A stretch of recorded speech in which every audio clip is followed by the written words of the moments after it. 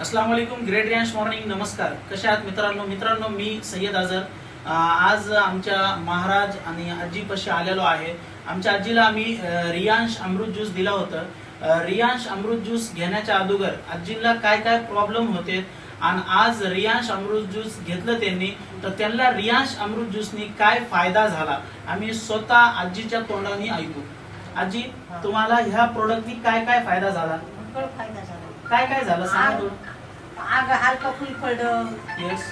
जेवण कमी झालं, जरा खाल्लेलं असं उठा येत नव्हतं, चढा येत नव्हतं.